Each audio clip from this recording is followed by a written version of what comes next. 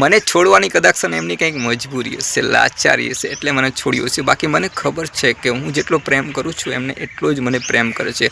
હું કાલે એમને એટલો જ પ્રેમ કરું તો આજે પણ કરું છું અને ભવિષ્યની અંદર પણ એમને જ પ્રેમ કરતો રહીશ. મારો સાથ સહકાર એમના માટે જ હશે જેમણે હું પસંદ કરતો તો, કાલે પણ પસંદ કરતો તો, આજે પણ કરું છું અને જિંદગીભર એમને પસંદ કરતો રહીશ. પણ કદાચ એમની કંઈક ને કંઈક એવી મજબૂરી હશે જેથી એમને મારો સાથ છોડ્યો. બાકી મને પણ ખબર છે, મને જેટલો વિશ્વાસ એમની ઉપર છે એટલો કદાચ મારી ઉપર પણ વિશ્વાસ નથી અને કદાચ એમને પણ એવું જ હશે. એ પણ મને ખૂબ જ પસંદ કરે છે પણ કંઈક ને કંઈક લાચારી હશે, એમની કંઈક ને કંઈક મજબૂરી હશે એટલે આ અમારા અધૂરો પ્રેમ કદાચ અહીંયા જ અટકી જશે.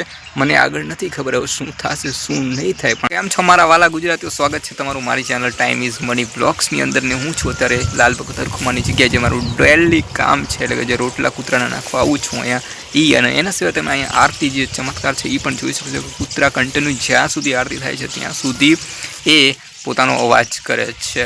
અને એના સિવાય જે મારી વાત કરું, મારી પર્સનલ મેટરની વાત કરું તો કદાચ 4 વર્ષનો જે મારો ઇંતજાર જે રાહ હું જોઈ રહ્યો હતો કે જે મને ક્યારે સમય મળે કે વાત કરવાનો અને હું વાત કરીને એમને પૂછી જોઉં. એની ઉપર ફાઇનલી મેં વાત કરી લીધી અને મેં પૂછી જોયું કે ભાઈ શું કરવાનું છે અને ફાઇનલી એમણે ના છે અને મેં આ 4 વર્ષના સમયની ગાળાની અંદર ઘરે પણ મેં ના પાડી દીધી કે હું મેરેજ નહીં કરું અને બીજા પણ ઘણા બધા જે મારી જિંદગીની અંદર ઘણા બધા પ્રોબ્લેમ આવ્યા હતા. એના લીધે જ આવ્યા હતા વધારે તો, કારણ કે એના લીધે જ મારી જિંદગી છે એક જાતની એક ઓલા જેવું થઈ ગયું. જે ચહેરાની જે ખુશી છે, જે હસવાનું છે એ બધું જ બંધ થઈ ગયું હતું. મારા જે શોખ છે, ગરબા રમવાનું છે, એની સિવાય બીજા ઘણા બધા શોખ છે, જે હોબી છે, એ બધું જ પૂરું થઈ ગયું. હા, એક ખાલી યુટ્યુબમાં વિડીયો બનાવતો હતો એની અંદર પણ જે મારી હસી હતી ડુપ્લિકેટ જ હતી. ડુપ્લિકેટ એટલે મિનિંગ છે હસતો પણ ખાલે હસવા ખાતર હસતો એવું બધું હતું. અને જે આ 4 વર્ષનો જે સમય મેં પૂરો કર્યો અને ઘણા બધા મૂકતા હોય છે કે લોયલ વફાદારી, તો મને નથી ખબર પણ જે 4 વર્ષ મેં વેટ કર્યો, જ્યાં 4 વર્ષ પછી મને સમય મળ્યો ત્યાં લગી મને સમય એટલે ન મળ્યો કે હું કહી ન શક્યો, કંઈ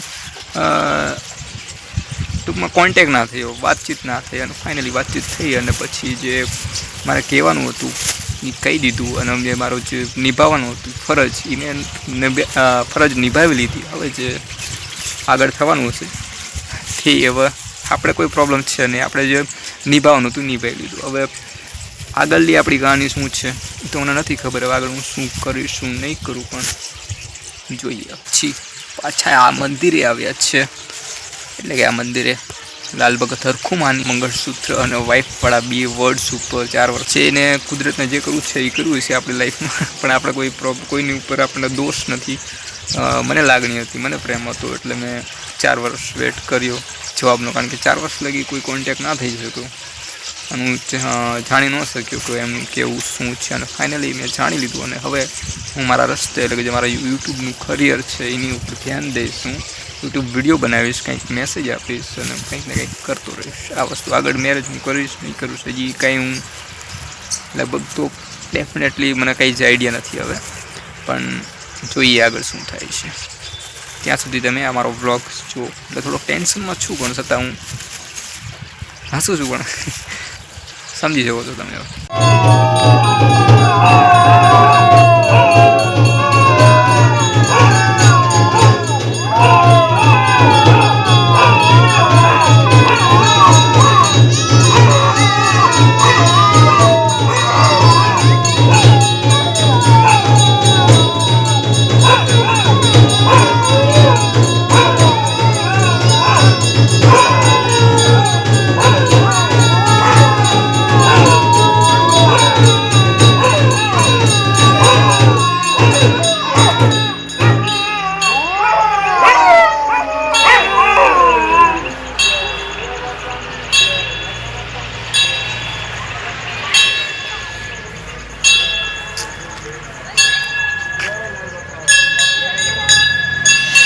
જોયું ને તમે મિત્રો,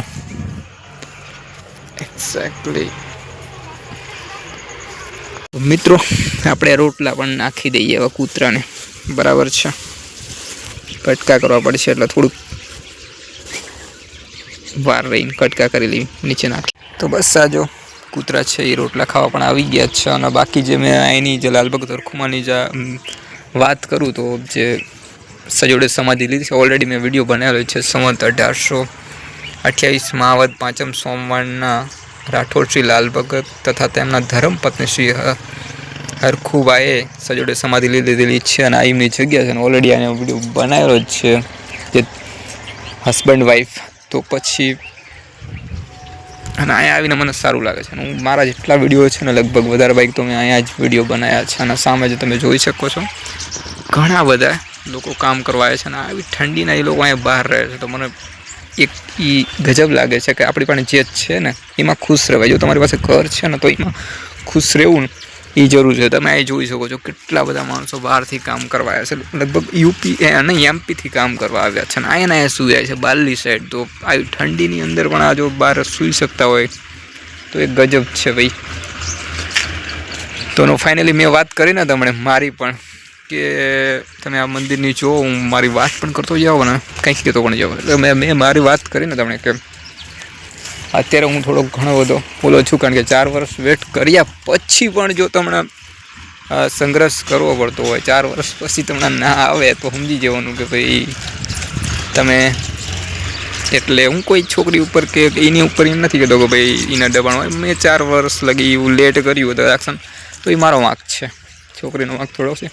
4 વર્ષ લગી એમ ન કહે કે 4 વર્ષ લગી તું ક્યાં હતો ભાઈ, શું કર્યું શું નહીં, હોઈ શકે છે. પણ જે વફાદારી છે આપણે નિભાવી લીધી હશે. સમય સંજોગ કિસ્મત બધું જ કદાક્ષન આપણી સાથે હોય ના હોય. અને તમે આ નજારો જોઈ શકો છો. એટલે આજે ફેસ વધારે એટલે નથી દેખાડતો કારણ કે મારા ફેસમાં બહુ તકલીફ રહેશે કારણ કે તમને મેં ઓલરેડી કીધું જ છે કે 4 વર્ષની અંદર મેં ઘણું બધું ખોઈ નાખ્યું છે, ઘણું બધું. ડિપ્રેશનમાં ઘણો રહ્યો છું. એના 4 વર્ષના પ્રેમમાં મેં ઘણી બધી છોકરીઓને ના પાડી છે, મેરેજ કરવાની ના પાડી છે, બીજા બધા ઘણા બધા પ્રોબ્લેમ આવી ગયા છે અને ફક્ત આના લીધે જ બધું થયું છે, આ પ્રેમના લીધે જ થયું છે. એટલે આવી ભૂલ ન કરતા. જો કે આનો વિડીયો હું અલગથી ઓલરેડી 5-6 એપિસોડ બનાવી નાખીશ પણ અત્યારે